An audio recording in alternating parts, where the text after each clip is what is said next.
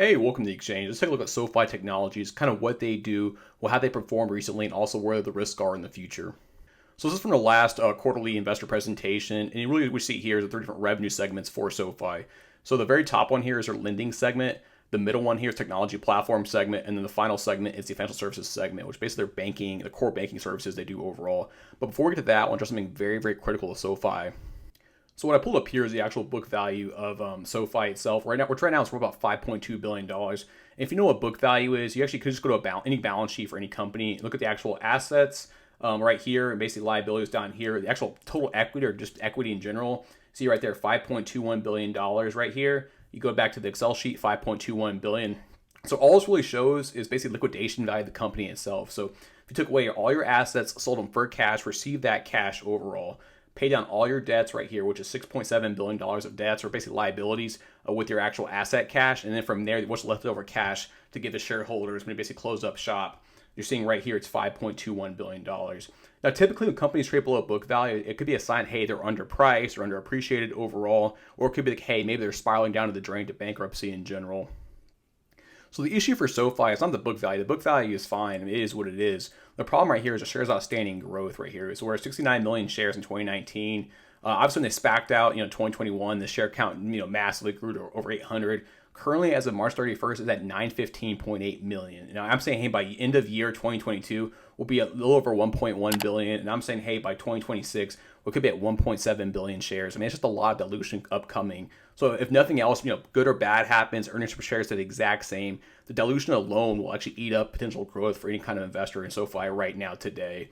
So you look at the overall book value as of March 31st, it's at 569. I mean, we're trading right around that ballpark right now. I mean, I'm saying there's really a bias for the downside right now as dilution actually creeps up quarter after quarter after quarter. And I'm saying, hey, by year end, assuming no positive or no crazy negative news, I'm saying we're at 446 by year end. And it's going to keep dropping and over year until they basically increase their profit margin or increase their overall revenue growth rate.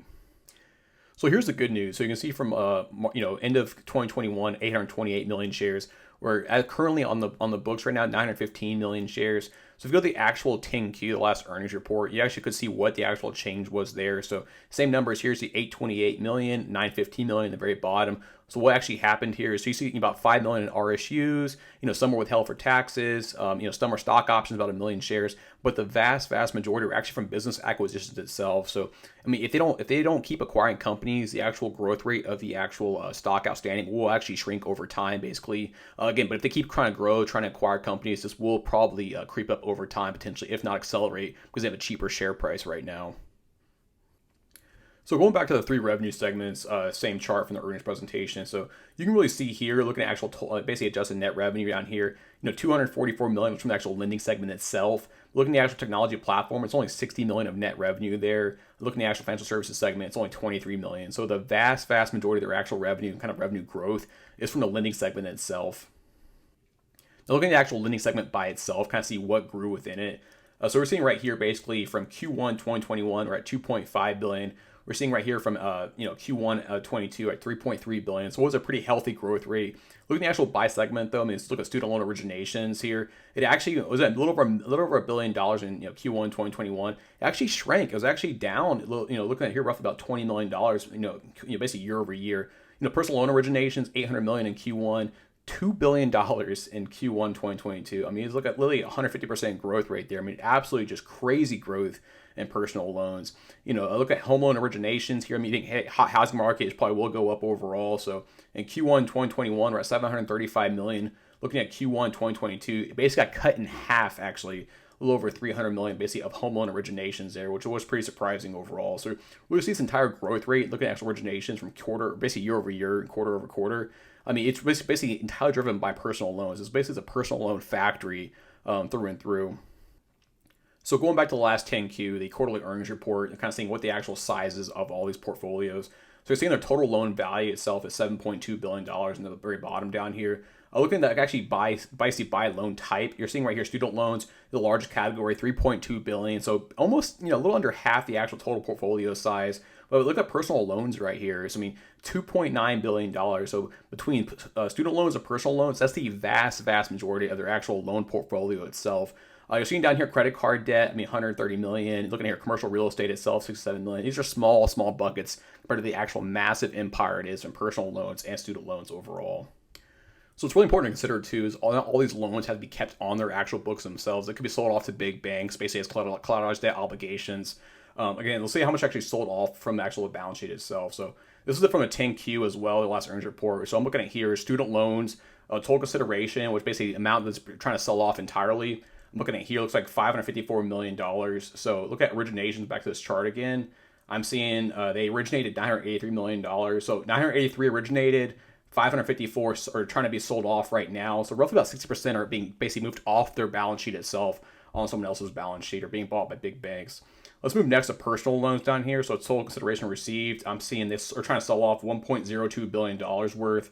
They originated, looks like here, $2.02 billion. Roughly half or so of the personal loans are being moved off their balance sheet, which again, that's an immediate gain on sale, get that cash in immediately. But again, you still have a very large overall, basically, exposure to those student loans and to those personal loans too. So if they go head down south in the event of a major recession, it can get very ugly for SoFi. There could be some large write-offs there overall.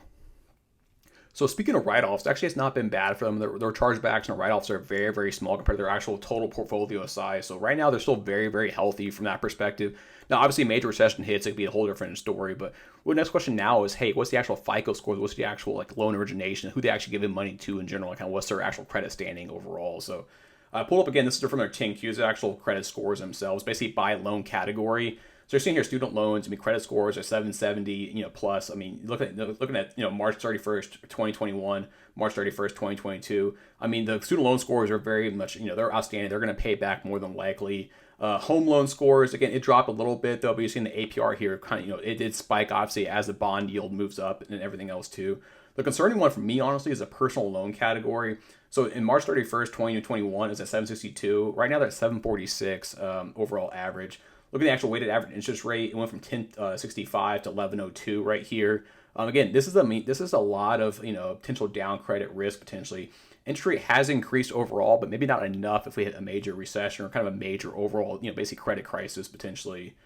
Look at the long-term stats. I was kind of curious about that as well too. So this is going back to basically year end, which is December 31st, 2021, 2020, 2019.